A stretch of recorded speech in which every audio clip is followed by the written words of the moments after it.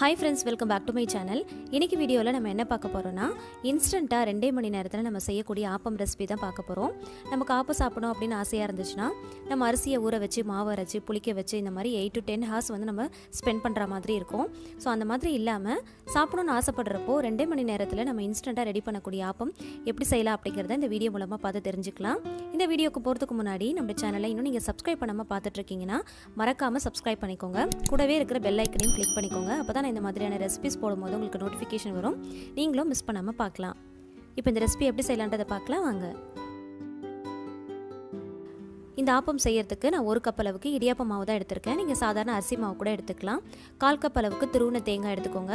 நம்ம வந்து தேங்காய் சேர்க்கறப்போ நல்ல டேஸ்டா இருக்கும். 1/4 கப் அளவுக்கு வடிச்ச சாதம் எடுத்துக்கலாம். 1 டீஸ்பூன் அளவுக்கு சுகர் ஆட் பண்ணிக்கோங்க. 1/4 டீஸ்பூன் அளவுக்கு உப்பு சேர்த்துக்கலாம். இதுல கொஞ்சமா தண்ணி விட்டு நல்லா வந்து மைய அரைச்சிட்டு வந்துறலாம். இப்போ நான் நல்லா அரைச்சிட்டு வந்துட்டேன். நல்லா வந்து மைய அரைச்சிருக்கணும். அப்பதான் வந்து ஆப்பம் வந்து நல்லா சாஃப்ட்டா வரும். இப்போ இது வந்து ஒரு பவுலுக்கு மாத்திரலாம். மாவு வந்து நீங்க அரைக்கப்போ நல்லா வந்து மைய அரைச்சிக்கணும். அதே மாதிரி தண்ணி வந்து கொஞ்சமா சேர்த்து அரைச்சிக்கோங்க. தேவைப்படுறப்போ நம்ம சேர்த்துக்கலாம். முதல்ல நீங்க ரொம்ப சேர்த்துற வேண்டாம். இப்போ மிக்ஸி ஜார்ல கொஞ்சமா தண்ணி ஊத்தி அலசிட்டு சேர்த்துக்கலாம். இப்போ இது கூட 1 டீஸ்பூன் அளவுக்கு ஈஸ்ட் ஆட் பண்றேன். ஈஸ்ட் சேர்க்கிறதுனால சீக்கிரமா வந்து நமக்கு மாவு வந்து புளிச்சு வந்துரும். மாவு நல்லா புளிச்சு வந்தாதான் ஆப்பம் வந்து நம்மளால செய்ய முடியும். சோ அதனால நல்லா வந்து மிக்ஸ் பண்ணி விட்டுக்கலாம். சோ இந்த அளவுக்கு கன்சிஸ்டன்சி இருந்தா போதும். நல்லா வந்து மிக்ஸ் பண்ணிக்கோங்க. நம்ம சேர்த்திருக்கிற அந்த சுகரோட இந்த ஈஸ்ட் ஆக்டிவேட் ஆகி 2 மணி நேரத்திலே நமக்கு மாவு நல்லா புளிச்சு வந்துரும். இப்போ ஒரு மூடி போட்டு 2 மணி நேரத்துக்கு அப்படியே விட்டுறலாம். 2 மணி நேரம் கழிச்சு ஓபன் பண்ணி பாருங்க. மாவு வந்து நல்லா பொங்கி வந்திருக்கு. சோ நீங்க வைக்கிற இடம் வந்து பாத்தீங்கன்னா நல்ல ஹீட்டான பிளேஸா இருக்கணும். அப்பதான் வந்து மாவு நல்லா பொங்கி வரும். சப்போஸ் நீங்க கூலிங்கான பிளேஸ்ல இருக்கீங்க அப்படினா ஹீட்டருக்கு பக்கத்துல அப்படி இல்லனா ஓவன்ல கூட நீங்க லைட் ஆன் பண்ணிட்டு வெச்சிட்டீங்க அப்படினா இந்த அளவுக்கு நல்லா வந்து பொங்கி வந்துரும். நல்லா இந்த மாதிரி பொங்கி வந்தாதான் ஆப்பம் வந்து நல்லா சாஃப்ட்டா இருக்கும். இப்போ இது நல்லா வந்து மிக்ஸ் பண்ணி விட்டுக்கலாம்.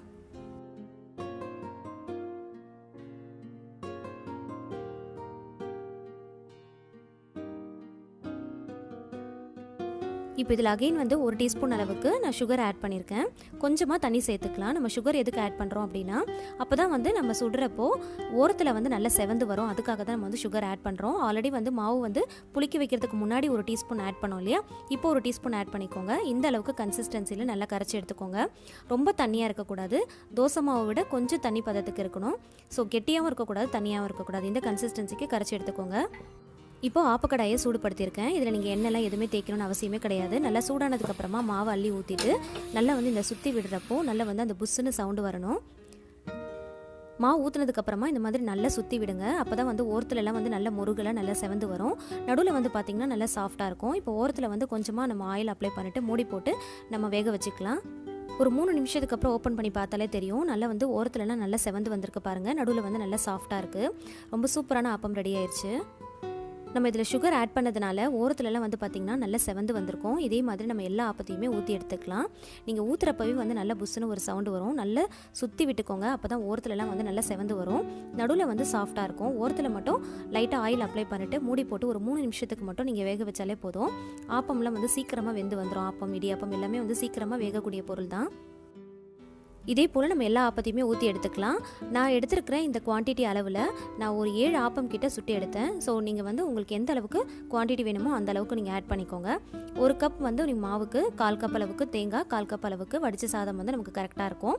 ஸோ நீங்கள் அதிகமாக செய்கிறீங்க அப்படின்னா அதுக்கேற்ற போல் அளவுகளை வந்து கூட்டிக்கவோ குறைச்சிக்கவோ செஞ்சுக்கலாம். இப்போ இந்த ஆப்பத்து கூட 1 கப் அளவுக்கு தேங்காய் பால் வச்சு சர்வ் பண்ணிடலாம். இது கூட நாட்டு சக்கரை வச்சு சர்வ் பண்ணும்போது ரொம்ப சூப்பராக இருக்கும். நீங்கள் வெஜ் பிரியராக இருந்தீங்க அப்படின்னா வெஜ் குருமா ரொம்ப நல்லாயிருக்கும். இல்லை நான்வெஜ் பிரியராக இருந்தீங்க அப்படின்னா ஆட்டுக்கால் பாயா, மட்டன் கறி, சிக்கன் குழம்பு இந்த மாதிரி எது வேணாலும் நீங்கள் வச்சு சர்வ் பண்ணலாம். ரொம்ப டேஸ்ட்டாக இருக்கும். இப்போ பாருங்கள் ரொம்ப சாஃப்டாக ரொம்ப சூப்பராக வந்திருக்கு. நல்லா சுற்றியும் பார்த்திங்கன்னா நல்லா முருகலாக செவந்திருக்கும். நடுவில் வந்து நல்லா சாஃப்டாக பஞ்சு போல் இருக்கும். நம்ம மாவு அரைச்சி செய்கிற ஆப்பத்துக்கும் இந்த ஆப்பத்துக்கும் கொஞ்சம் கூட எனக்கு டிஃப்ரென்ஸ் தெரியவே இல்லை. டெக்ஸ்சரும் அதே மாதிரி தான் இருந்துச்சு. அதே போல் டேஸ்ட்டும் வந்து பார்த்திங்கன்னா ஒரே மாதிரி தான் இருந்துச்சு. கொஞ்சம் கூட டிஃப்ரென்ஸ் தெரியல. ஆனால் இதில் நம்ம வந்து ஈஸ்ட் சேர்க்கறதுனால அந்த ஈஸ்டுடைய டேஸ்ட் மட்டும் நமக்கு லைட்டாக தெரியும். இதை உங்களுக்கு நான் பிச்சு காட்டியிருக்கேன் பாருங்கள். நல்லா வந்து மெத்துன்னு நல்லா சாஃப்டாக இருந்தது. ரொம்ப சூப்பராக இருந்துச்சு. கண்டிப்பாக இந்த ரெசிபி நீங்கள் ட்ரை பண்ணி பாருங்கள். பார்த்துட்டு எப்படி வந்துச்சுன்றதை ஃபீட்பேக்கை ஷேர் பண்ணுங்கள். இந்த வீடியோ பிடிச்சிருந்துச்சுன்னா மறக்காமல் லைக் பண்ணி உங்களோட ஃபேமிலி அண்ட் ஃப்ரெண்ட்ஸ் கூட ஷேர் பண்ணுங்கள். நம்மளோட சேனலை சப்ஸ்கிரைப் பண்ணி தொடர்ந்து சப்போர்ட் பண்ணுங்கள். Thank you so much. கீப் வாட்சிங்.